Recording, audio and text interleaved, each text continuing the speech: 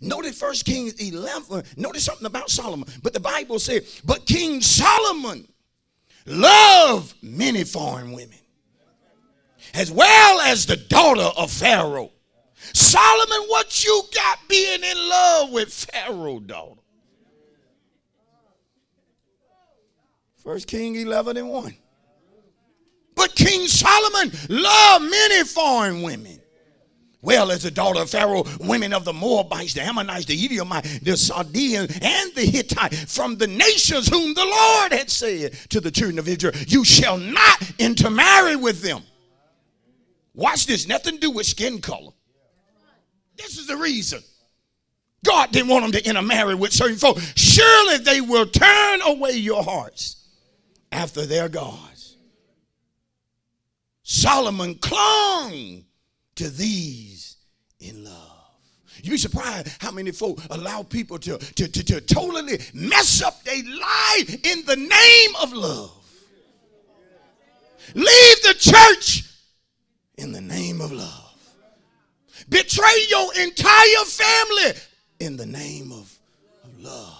All you were ever taught goes down the drain now because you in love. Mama done had your back. Mama done stood with you, little girl, teenage girl. She told you right from wrong. She's had your back when every friend talked about you, walked out and left you. Mama was right there. Now she had your back. And now here comes some little old knucklehead whispering things into your ears.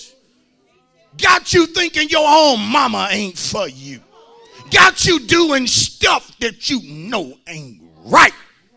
And telling you don't you dare tell nobody. And for the name of love, you're willing to walk out of a good house thinking that he gonna be there for you, not knowing when he done with you, he gonna pass you off to one of his friends because he never wanted you in the first place. He wanted you to get in a place where you were totally dependent on him.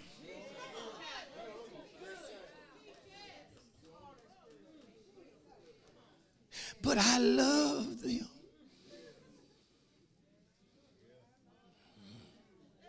See, it's quiet up in here. But is it true love? Or is it lust? Do you just want them because folks say you can't get them? And now you're fighting the whole world to get them. But once you get them, look what you got.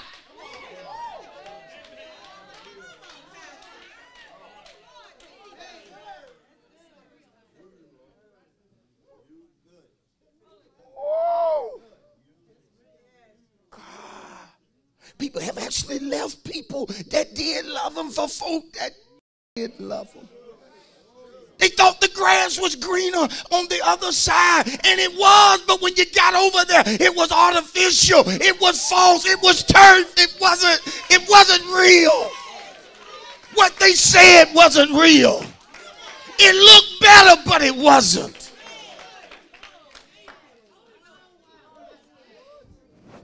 I once told a man, they told me one time in reference to his wife that they couldn't get along. She got on his nerves, and he couldn't stand to be at home with her or the children. But he had this woman that made him feel like a king. He had this woman on the side that knew how to build him, knew how to talk to him. And I looked at him, and he thought I was about to agree with him. But I said, you fool, that woman don't even know you. Do she know you don't pay bills? Do she know how lazy you are? The reason you're having problems with your wife is because she tried to get you to do right. But this whore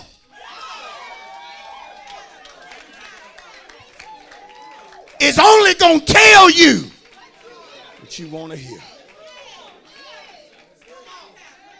She's trying to make a better man out of you.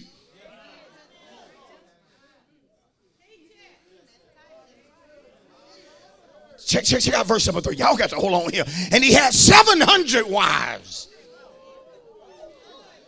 So much for the wisdom. One of us brothers can't hardly deal with one. And Solomon wants 700, but they say he got wisdom. I wouldn't want to deal with 700 women at one time, even if the Lord permitted it to be so.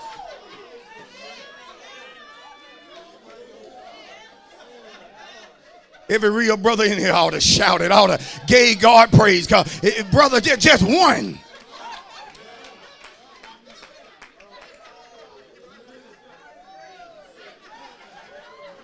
One good one.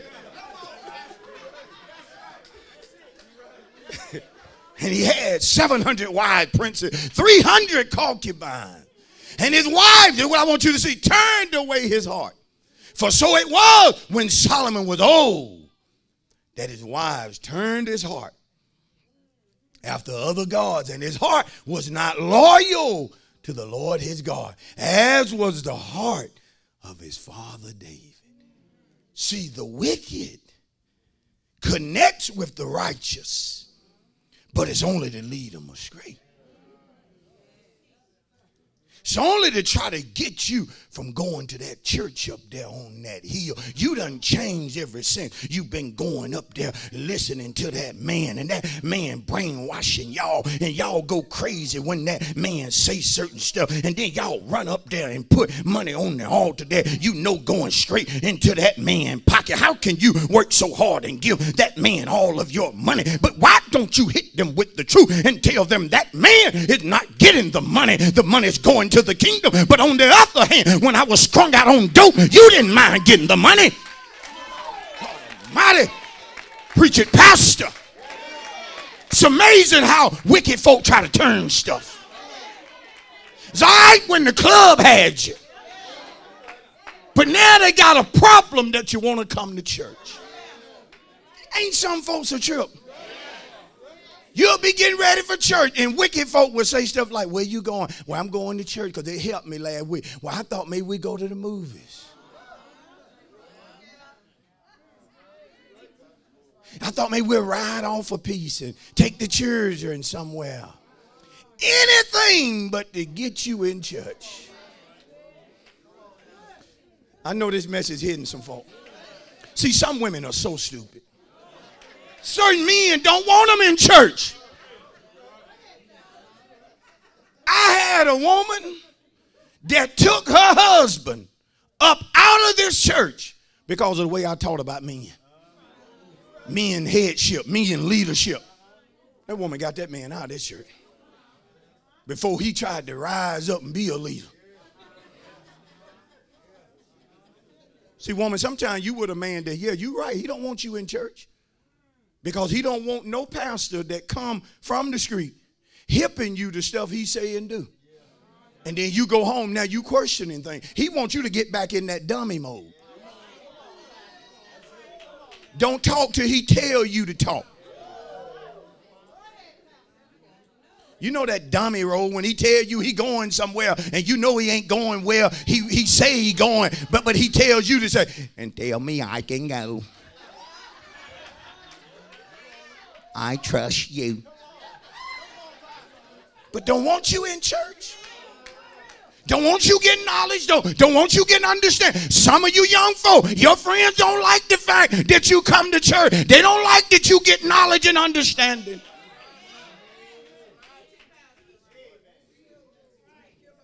Can I just keep this thing real? See, when choosing a friend, you must be wise. Number one, you have to keep in mind the will of God when you choose friends.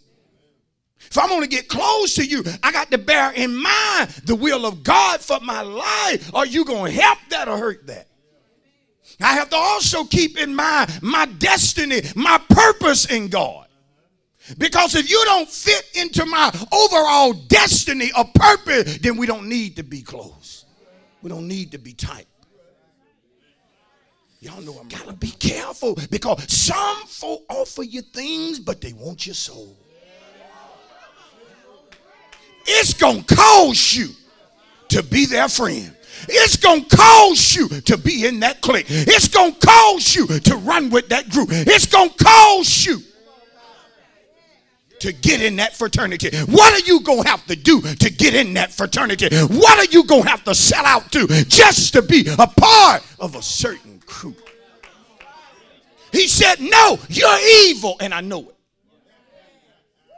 But the problem with the text is that everybody that befriends you, that tries to connect with you, don't look evil, nor do they sound evil. Tell your neighbor, you better pay attention. Pastor finna drop the text on you. But drop down to verse 15. Because a prophet heard about this man of God.